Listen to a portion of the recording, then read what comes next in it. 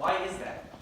I'm here to explain why Spongebob Squarepants is not only successful in surviving as a TV show, but also why so many of us still reference and talk about the show today. Spongebob Squarepants is a 19-year-old cartoon that is still airing new episodes. As other shows came and went, SpongeBob has stuck through it all. Even outside of broadcast, SpongeBob has become synonymous with meme culture.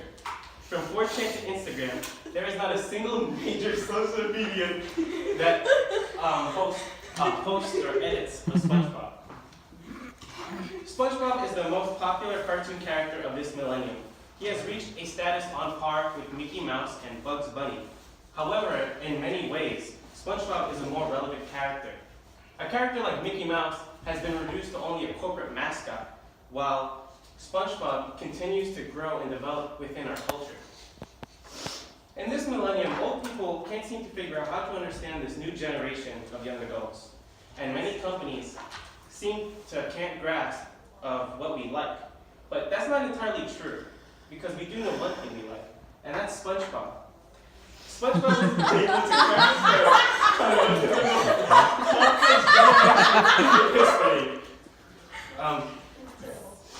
But if you ever thought about why SpongeBob is so popular, then you'd probably guess it's because of the humor. However, many other shows during the time had similar humor and pacing, and when looking at their relevance throughout the years, it's clear to see that something fishy is going on. But what is it? What keeps SpongeBob so ingrained in our memories? What makes SpongeBob stick? To answer that question, we need to ask, who is the most important character in Spongebob Squarepants? It may seem obvious to most people that it has to be the person whose name is the title of the show. And you'd be right. However, SpongeBob alone wasn't enough to make this show transcend in popularity. No, the person that makes SpongeBob work is none other than Squidward Q Tentacles.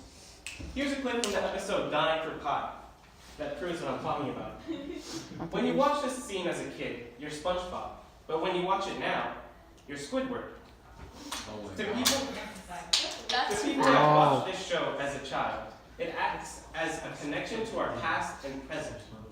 To test this, I asked a collection of 72 people, ranging from 16 to 25-year-old, 3 simple questions. With the first question, it was pretty much obvious that everyone thought SpongeBob was the most important character, but we still see Squidward sticks out among the rest. For the next question, many people could relate to SpongeBob and Patrick as a child, which would make sense as their childlike demeanors would fit well with the younger audiences. However, for the third question, it is clear that a very high majority of people can identify most similarly with Squidward. But to understand this, we need to take an in-depth look at these characters. When you were a kid, you were like SpongeBob, naive, joyful, and optimistic about the world. Then, somewhere along the way, we become like Squidward, boring, bland, pessimistic, and cynical. SpongeBob and Squidward represent a balanced dichotomy between the innocence of childhood and the cynicism of adulthood. Squidward's life in the show is pretty depressing. He works a minimum wage job, tries to find success in art and music, but no matter how hard he tries, society constantly rejects his efforts. That's rough. And which leaves him doomed to toil in a never-ending cycle of depression. He has abandoned his dreams. He knows he's not good enough. Life has defeated him as society has dealt him an unfair hand. Now, doesn't that description not represent almost every young adult of this generation? Most people seem to want to become more like SpongeBob again. But do we really?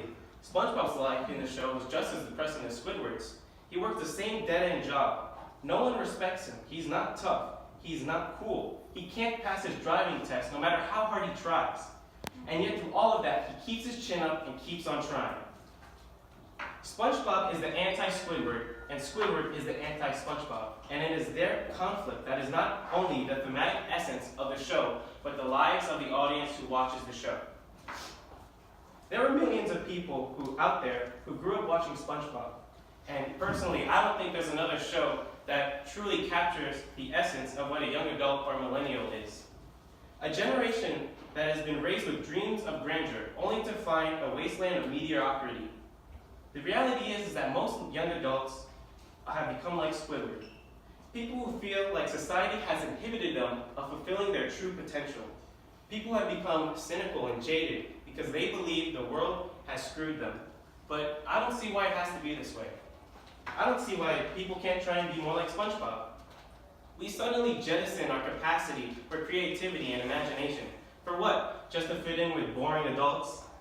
I bet everyone in this room has recalled a time in your life where someone has told you to grow up and make you feel ashamed of acting the least bit childish. But as long as you're a good person and you can hold your own weight, what difference does it make? A lot of people hold a strong desire to go back to the past because they believe society has changed for the worse, when in reality it hasn't.